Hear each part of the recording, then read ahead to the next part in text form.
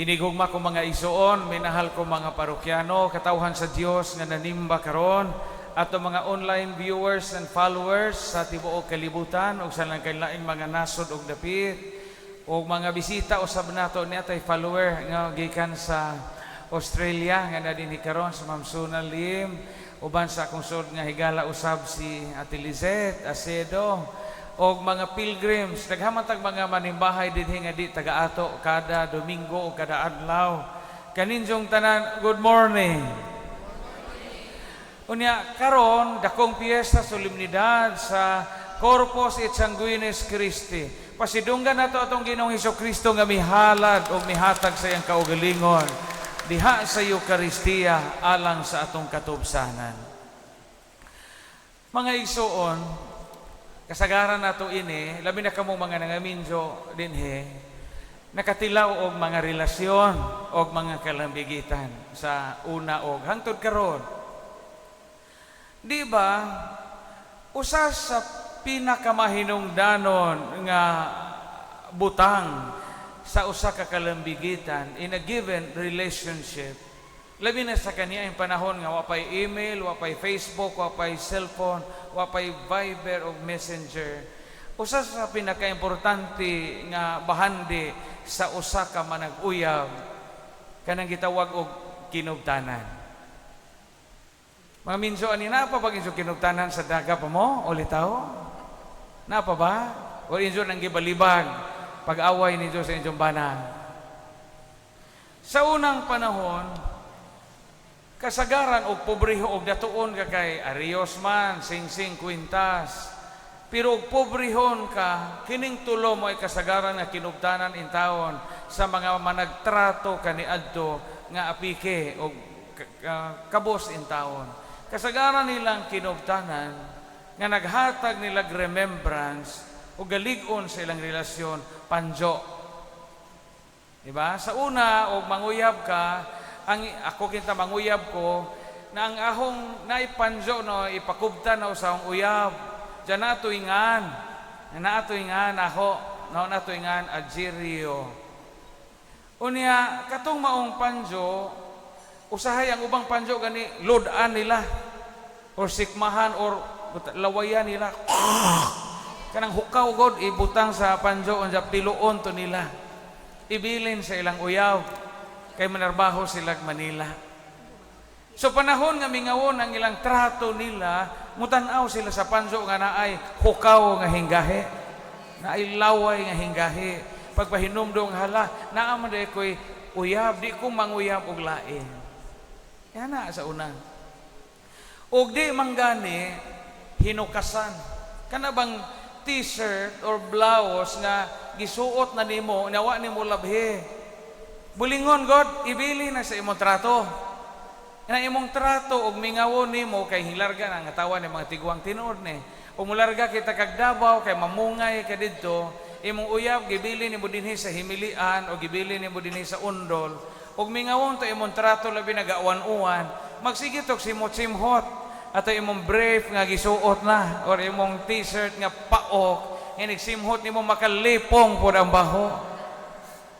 It's because of the memory, remembrance. Ikatulo nga paborito nga kinubtanan sa mga karaang mga tao og naa sila'y ikalambigit, buhok. Labi na ka na mga baji nga tag-as og buhok sa una, og mapagunting magpaawot mo sa una, patupi mo, ang inyong buhok, par sa inyong buhok, inyo nang ipada sa inyong mga trato nga nanarbaho sa layo. Inya kato inyong trato nga nanarbaho sa layo, umingawo ninyo kay gihago sa trabaho gikapoy, unsa may makahatag nila og kalig-on nga bisag layo mi di jud ko magpatintal og lain kato imong buhok.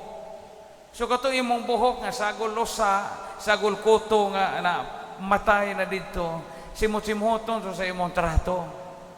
Inya makadungog imong trato tuwa sa kutabato nga nanguyab ka dinhi sa lubok og lain. Katong imong buhok nga imong gipada ni sa ibangan to ni jag alindanaw. Na maglupad-lupad ang alindanaw, magtuyok-tuyok mo nang mabuang kuno ka dinhi. Kadungog mo ana? Kinubtanan, remembrance. Nganong gahisgot man ko ini? Tungod kay ang atong Ginoong Hesukristo, gabilin pod nato pinakadakong remembrance. To keep His memory alive among His apostles and among the people who wish to follow Him. Ang pinakadakong kinubtanan o remembrance nga gibilin sa atong Ginoong Hesukristo nato ang Eucharistia. The Eucharist. Maubitaw nga sa katapusang panihapon, mga igsuon, tanawaon sa ini consecration nato. Iniguman o consecrate sa paan, iisa sa pari, inikonsagrar sa kalis, sa bino nga may mahimong dugo ni Kristo. Sa may katapusan, moingon ang pari unya, remembering the words of Christ, buhata kini, aron paghandom kanako. Di ba? Do this in memory of me. Iyon na Ginoong Hesukristo, buhatan ni ninyo, aron makahinumdum mo na ako. So ang Eucharistia mo'y pinakadako nga kinugtanan, nga gibilin ni Jesus sa simbahan. Aron ang iyang memory, ang ato nga handumanan, iyang handumanan nga rika nato magpabiling buhi. Amen? This is the Eucharist. Do this in memory of me. Buhata kini aron paghandom nako. Mao ni pinakadako nga kinubtanan nga gibilin sa atong Ginoong Hesukristo nato. Unya ngano man mangutana mo, ngano man Father, nga sa kadaghan nga mga kinubtanan or remembrance or handumanan nga gibilin sa atong Ginoong Hesukristo nato, nganong kaon man. Nganong si Jesus ingon man sa katapusang panihapon nga buhata kini aron paghandom nako. Sa padung na si Jesus patyon o ilansang sa cross, wa man mo yun si Jesus nga mga ligo tag swimming pool bay, mga ligo ta sa lanaw sa Galilea kay aron makahinumdom mo naho. Wa mo ingon siya, di ba? Wa mo yun ang Ginoong Hesukristo nga manuroy ta sa Jerusalem, mamalit ta dito o pasalubong, andadaan nga akong gipalit ninyo aron makahinumdom mo naho. Wa. It's a meal. Last Supper. Katapusang panihapon nga gibilin sa Ginoong Hesukristo nga mo iyang handumanan sa iyang mga apostoles nganong kaon man. Tungod kay ang kaon mga igsuon sa kanhiyang panahon, meal was considered as occasion of joy and celebration of God's blessings. Kining kaon kahigayuna na aron ta malipay. Mo bitaw nga magkaon gani mo niya di mo malipayon, wa hinungdan ang kauna. Di ba? Kabantay mo? Bisan pag unsa kalami ng crispy pata nga gikan pressure cooker nga crunchy kaadto o crispy kaadto ang panit sa crispy pata, iniglingkod nimo sa lamisa una imong gikaadto lami kaadto ang crispy pata. Kagumkom kaayo o na iniglingkod mo naapod atubang nimo na imong marama nga mo yang binazi nga mo nakahurot imong pensyon di so gaganahan mo kaon. Ang kalami sa pagkaon wa man na sa sudan. Ang kalami sa pagkaon wa na sa putahe, but sa mga tao nga nangaon nga maadjog kabubuton. Nasabtan ko. Punaw na ara ko nga ida kong litson din ha kay pista. Unya imong gikatubag kaon kanang kauban nimo sa cluster nga sige panabi nga kamunggay kanunay imong sudan sa inyo. Ganahan ba day kamo kaon di? But joy, meal is an occasion of joy. Kahigayunan nga malipay ta. Maunta ng atong attitude og misa. Kita nga mga Kristohanon, ang ato unta nga kinaiya nga inipadong nato mutambong sa Eucharistia aron modawat kita sa corpus et sanguinis Christi. Nalipay unta kita ba? Pero daghang mga tao nga padung mosimba mawa ilang kalipay. Mawa ang Eucharistic joy. Pananglitan ini padung na sugod sa misa, mulingi man mo kisay pari nga gatindog dito. Paglingi ni Jesus, di man kumuangay aning paria, awa na gisapot na tibuok misa. Kay wa moangay sa pare nga gamisa. Nawa ang kalipay sa Eucharistia. Niya sunod, iniganin niyo, inigmisa, makakita mo sa naong sa Paris Priest, makahinumdo na po sobre na po ning panuwayan ni. Bago pag-sobre o Birhen sa Guadalupe, na napo'y sobre San Pedro, na po'y sobre Santa Cruzan. Muna makakita mo sa naong sa inyong Paris Priest, makahinumdo, sobre, di na po mo malipay. But ang pagkaon kahigayunan nga malipay kita. Maunta na kinaiya nato og magmisa. Kay nomdom ko sa kaistorya. Dayo sa kapari nga hingkaon sa pitsahan. Pag lingkod niya, nakakita siya sa tiguang nakaanzong nga magtiazon. Puro na mga Jacob. Tiguang nagbana, tiguang na po ang asawa, bungo-bungo pa doon.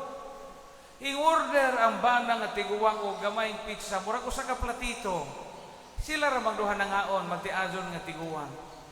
Pag-abot sa waiter, gitunga sa bana nga tiguang ang pizza. Gitunga. Bali, tunga sila. Natinga ang pare nga diya sa pikas lamisa, kay gitunaw ang katunga sa pizza ngadto sa asawa sa tiguang alaki sa asawa. Wa mo kaon ang bana sa iyang bahin hangtod nga nahuman og kaon ang asawa. So gatanaw ang bana sa isang asawa nga gakaon og pizza, ang isang bahin naara sa iyang platito. Impress ka adog pare. Yung piskaya ning magtiaduna, laliman ka ang bana, gipauna ni sa isang asawa kaon. Wa ka agwanta ag pare iyang giduon.